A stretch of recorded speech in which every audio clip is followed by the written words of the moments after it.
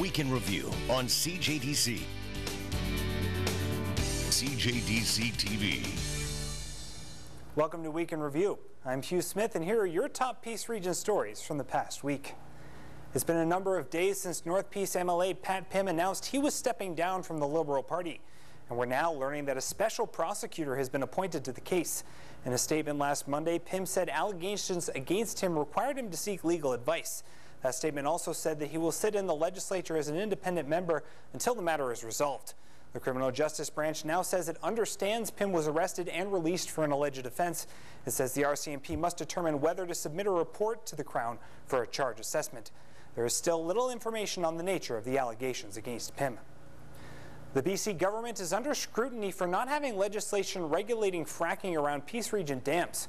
Concerned groups are asking the government to ban all fracking activities near BC Hydro dams and reservoirs in the region. This set of fears the natural gas extraction activity could cause serious harm. CJDC's Carissa Wilson reports. Policy and environmental groups are calling on the BC government to ban fracking near all BC Hydro's Peace River dams. They say it's a safety risk. Last year we saw a rather dubious record set with one company triggering a magnitude 4.6 earthquake as a result of fracking activities.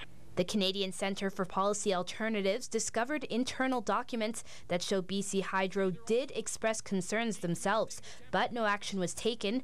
No new regulations were put in place. It really shakes your confidence in our provincial government and their ability to protect both the environment and the people. The groups argue two conflicting agendas are being pushed by the government. Site C Dam, which is essentially a $9 billion and rising all public money to build this unneeded hydro dam, which the provincial government wants very much.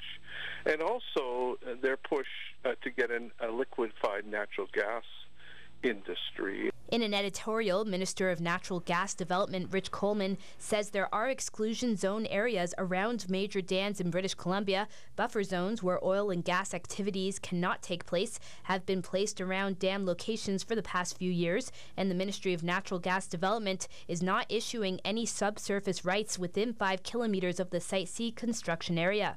BC Hydro has an understanding with the Oil and Gas Commission to not allow fracking within close proximity of their dams. But companies with existing rights to frack can still do so. If one of those companies were to propose drilling and fracking within those zones, certain measures would be triggered to protect hydro facilities from any damage.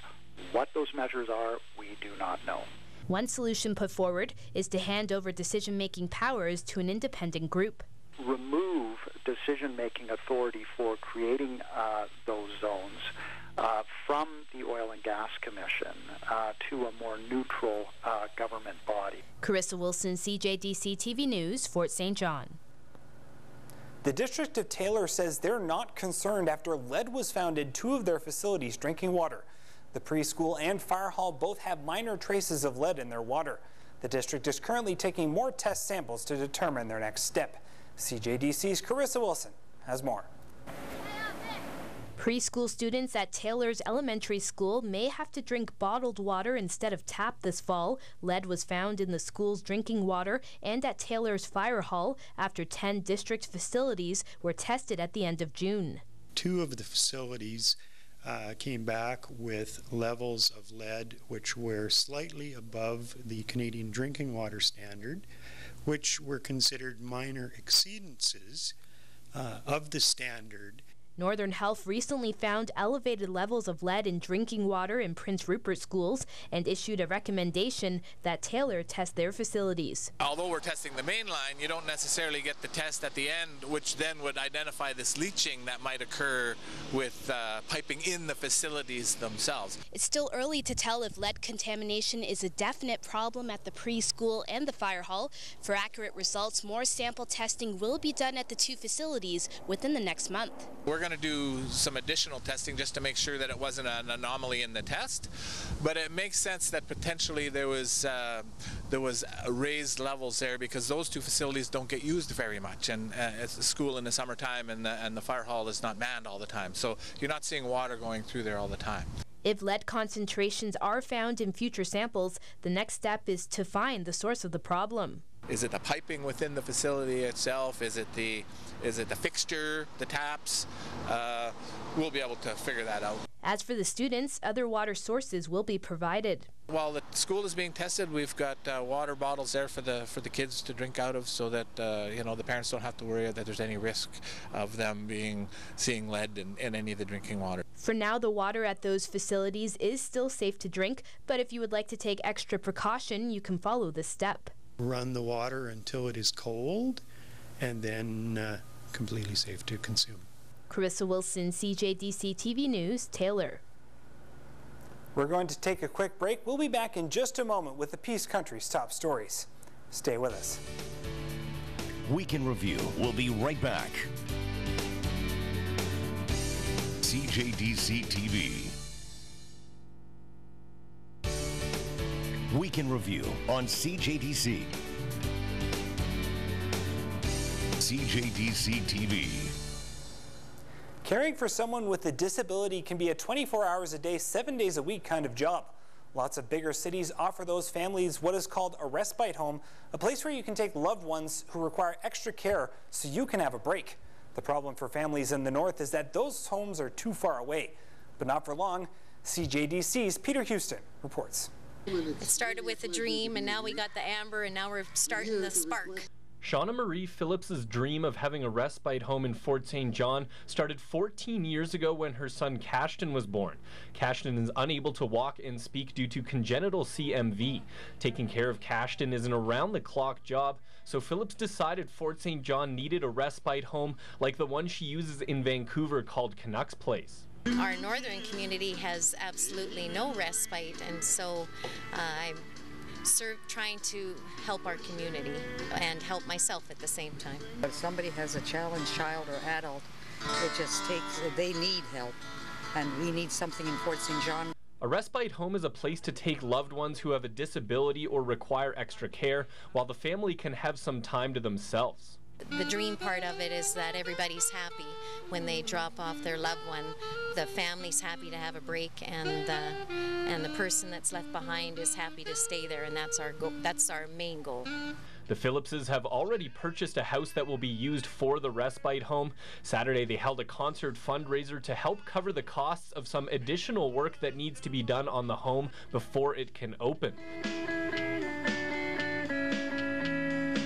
Tom Cole, who was performing at the fundraiser, has a nephew who is a quadriplegic. Cole said when he found out about the idea for a respite home, he jumped on board immediately. When Rosemary and Shauna said that they were doing a respite house here, I said, boy, I want to be part of that. Because we're long overdue. We need one pretty bad here. Phillips said there's still lots of work to do to get the house ready and equipped for all the needs of the families who will be using it. Phillips said she's optimistically hoping to have it open by Christmas, but realistically it will be closer to the end of the school year. Peter Houston, CJDC TV News, Fort St. John. After 6 exciting days of fall fair action, Dawson Creek returned to normal life last week. The rodeo and chuck wagons are a big part of the festivities during the weekend. But as CJDC's Derek Lightfoot reports, the Dawson Creek Fair and Exhibition always has much more to offer. All the work that goes into it, planning on behalf of Connie and all the volunteers, it's just a big, important event for our community. I'm just so happy to see how successful it was once again. The weather couldn't have been nicer, which does play a big factor in the success of the Dawson Creek Fall Fair and Exhibition. The committee spends months planning the world-class event right up until Tuesday morning when they're putting the finishing touches on the setup. Everything from where you place the flower pots to where you put the flags, that all happens a week ahead of time, and then once we step into Tuesday, we're ready to roll. So if you forgot something, you're just in damage control. As the fairgrounds are brought to life, there really is something for everybody. A lot of people look forward to the rodeo and chuck wagon action, but with amazing food, the midway, and different exhibits, it's easy to spend a whole day down at the grounds. We have something for everybody, and we try to keep everyone busy. We try to move you about every 2 hours at the very least, maybe every half an hour, so there's something going on, not just for yourself, but for your children too. A huge part of the fall fair is the 4-H and animal aspect. Competitors from far and wide come to the Mile Zero City to show off their livestock, whether it's cows, horses, sheep. The different shows really highlight Dawson Creek's roots. Still love that fair aspect that we have of showing the agricultural component to it. And to me, I really appreciate that because it is a big part of our history and a big part of the fair, and I don't ever want that to be minimized of how important it is to our community. And of course, there is the rodeo in Chucks. There was drama nearly every night during the competition, with some great times posted during the 5 days of action. And the smaller track gives the whole thing an intimate feel. All you gotta do is walk around and just take a look at the caliber, what we call it. It's the same as Calgary, only you can step out and go talk to a chuck wagon driver. You can't even get to the back end in Calgary. Patterson adds that she secured sponsorship for next year's Fall Fair and Exhibition, and like always, they hope to make the event bigger and better. Derek Lightfoot, CJDC TV News, Dawson Creek. While the real chuck wagons were racing at the fairgrounds for cash, last weekend modified shopping cart chucks were zipping through the Dawson Creek Co-op for charity. The CJDC's Derek Lightfoot reports Encanna's 5th Race Against Hunger took in donations for the local food banks was fun and featured a new budding rivalry. No, it's really a needed cause, unfortunately, in our community, but it's great that everybody come out and helped. Encanna and Co-op's 5th Race Against Hunger is being looked at as a success. The event collects donations for the local food banks at a time they really need extra help. Part of what makes it successful is every team's desire to win, evident in some lighthearted banter between the two favorites, the Bumstead Brawlers and Encanna Event Center, or How the West Was Run. While Team Bell Media, or Hell's Bells, sitting on the sidelines likely prophetic that they'll finish in last place. We said that we were going to give the rest of these teams a bare bone spanking, and I think we delivered. In the end, though, it was the rookies that did enough to take home the trophy. Those Bumstead Brawlers really did a great job, but, you know, their planning and execution, you know, I don't think they reviewed their footage from last year, so I really believe that the planning and preparation really set us apart. When asked about some possible foul play during the race, McIver pleaded the 5th. I don't believe there's any footage, and no one can prove any of that. All joking and rivalries aside, the annual event does a lot to help the local food banks. There's a great need right now out there, and so it's a great opportunity to participate, have some fun, and give back. And while it may look like the competitors are running through the grocery store like headless chickens, grabbing whatever they can, they are given lists, and on those are items that the food banks are in need of. The grocery list is developed by working with the food banks. They identify key items that we regularly need in food banks, like soups, peanut butter, pasta, that type of thing, rice. So those are things that we put on the list. Encanna also matches the food and money raised at the event. As for next year, the Bumstead Brawlers will want their crown back, but they'll have to work hard to pry the trophy from How the West Was Run. We will review the data and study it, and we'll make sure that we come better prepared and more prepared for next year. And training starts tomorrow. All bias aside, I think 2017 will be Team Bell Media's year. Derek Lightfoot, CJDC TV News, Dawson Creek. We're going to take one more quick break, but we'll be back in a moment with Week in Review. Stay with us. Week in Review. We'll be right back. CJDC TV. Week in Review on CJDC. CJDC TV. The Western Chuck Wagon and World Professional Chuck Wagon Association's Dash for Cash both saw penalties last weekend. However, how they affected the race couldn't have been more different. CJDC's Derek Lightfoot reports. Championship Sunday got underway with the Western Chuck Wagon Association. Blade Fladd won Heat 1, while Lane Kimball got the top time in the second race. Then the 4 best from 4 days of racing took center stage. Eric Tremblay, Ron Boland, Eric Reaver, and reigning Dawson champ Sean DeBolt in his final race retiring after this one, and it was the first penalty of the night, a critical one, as Tremblay jumped the gun. We came in and loaded that first time, and I knew my boys were feeling good. The whole way to the track, they were just primed up. And we came in there and they got too jumpy and they did that false start, and I was in a panic. So the drivers reloaded and off they went. The 4 men were close for the most part until Tremblay broke from the pack. With a 1-second penalty, he'd need to win by a large margin. The Grand Prairie man did exactly that, beating Ron Boland by half a second even after his false start. I thought these other drivers are great drivers, and I could barely beat them most of the time, and then to win with a second penalty, it feels that much better. Tremblay spent Saturday night working with his horses, something he thinks really helped him overcome that penalty. Last night I stayed up pretty late and I mudded legs and I took care of them horses, and I feel like that horse care that I put into them, it really showed today. The world professional Chuck Wagons then took to the track for 9 heats. Rick Fraser ended up posting the top time of the night, but most eyes were, of course, on the final dash for cash, Battle of the North. Penalties would play a big part in this one as well. With the competition so close, though, it'd be tough for anyone to overcome. Chad Harden ended up crossing the finish line first, but at the start, his wagon started just ahead of the horn. An outrider penalty saw an extra 3 seconds tacked onto his time, giving Lightning Luke Tournier the win at 1:14.35. I thought I had lost the race, because I got, I was beat down the line, and then my hired guy come running and he says, "No, we won it. Those other guys got penalties."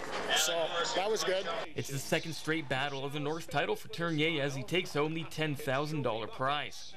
When you take the 4 best racers and put them in the same heat, it's always going to be close and come down to the finest of margins. Cody McCurr really come running on me down the lane too, so I didn't know he had a barrel down either, so I thought, geez, I'm going to get passed from the other side too here. So no, it was, they're tough guys to beat, and sometimes you luck out. And it wasn't only a big win for Tournier's wallet. He finished with the 3rd best time on the night, building his lead atop the world standings, heading into the final WPCA stop in Rocky Mountain House. With a 107-point lead on 2nd place and seeking his first title, Tournier is confident but not cocky about his chances. We just got to run clean at the next show and not get stupid, and it's for us to win it or lose it, I guess, but strange things can happen, so I'm not going to talk yet. Derek Lightfoot, CJDC TV Sports, Dawson Creek.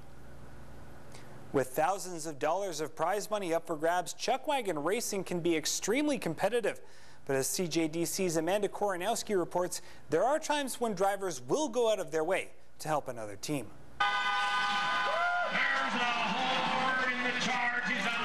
There's 36 teams competing on the World Professional Chuck Wagon Circuit. 10 stops along the way, each one creating a temporary Chuck Wagon city. It's a lifestyle. You compete against your competitors, and yet you camp with them and you have coffee and laughs and jokes. It's funny, and then if they come back and they ask you for a horse or something that they want to borrow because they have one out of the lineup, well then you'll turn around and help them beat you, but you want to beat them anyway. Over 700 horses travel with the teams. They're a great animal, and we love them, and we love to take care of them as best we can. For some reason or another, you might have some feed go bad on you. The neighbor will help you. It's just a good community. That's the way it is. It's a competition that pays out cash. But drivers say the horses come first. Everybody competes hard. Everybody's very competitive, but when someone needs help or assistance, everybody's there to help out. Each team travels with about 18 to 20 horses, so there's plenty of work to be done. It's a long day some days, but if you didn't love it, you wouldn't do it, and that's why we're here. We love it. Our kids were little and we traveled, and now the grandkids come along, and since they were little tykes, they just follow you around, and yeah, it's hard to believe they're as big as they are already too. So years go by, but it's just great to be together. It really is. I enjoy every year, and in fact, it bothers me when it comes to an end. Amanda Koronowski, CJDC TV News, Dawson Creek. Blizzard Bike Club numbers usually dwindle a bit in the summer, but the quality of the races never suffers. Some of the best finishes this season have come in the races with the fewest riders, and Sunday was probably the wildest finish so far this season. CJDC's Peter Houston reports. With only 4 riders, the Blizzard Bike Club decided on the short 35-kilometer circuit from Wood Corner Sunday afternoon. Starting at the intersection of Montney Road and the 276 Road, the riders set out for the turnaround point at the old Montney store. The pack set out in neutral until the train tracks which run across the 271 road just before the store. Once they hit the turnaround, Dawit Fesa and Barry Brandel separated themselves from the pack. They were battling through the back stretch of the race, but neither one could shake the other. So the race came down to a sprint finish. Brandel looked like he was going to take it, but Fesa seemingly came out of nowhere and just inched in front of Brandel in a photo finish. As you can see on the replay, Fesa just got Brandel by about half a bike's length with a strong push just before the finish line. Fesa said it was a challenging sprint because the pace started to quicken fairly far from the finish line. It was really tough. It was a little bit windy, and I wasn't sure if I was actually going to get it, but I just stayed back for a little bit, and as soon as the hill started up a little bit, then that's where the actual sprint started, and we both pushed hard, and I wasn't even sure who got it, so that was a really close finish. It was almost impossible to tell who won at first glance, and Fesa wasn't even sure himself. Even Brandel yelling out, "Ah, you bugger!" didn't help Fesa. I thought he said I got it or something, but I wasn't sure what he said. I was like, okay. But yeah, that was a really short ride too, and which made it like a little bit tougher on the pace. So yeah, but that went well. So yeah, I'm happy. The tires are about to get a little bit thicker and the terrain is about to get a little bit more uneven for the Blizzard Bike Club. The next few weekends will see the club hit the beaten park trails, starting with next weekend's Mountain Bike Championship. Peter Houston, CJDC TV Sports, Fort St. John. That's it for our show. We'll be back next time with another edition of Week in Review. Until then, please join us weeknights at 6 for CJDC TV News. Take care.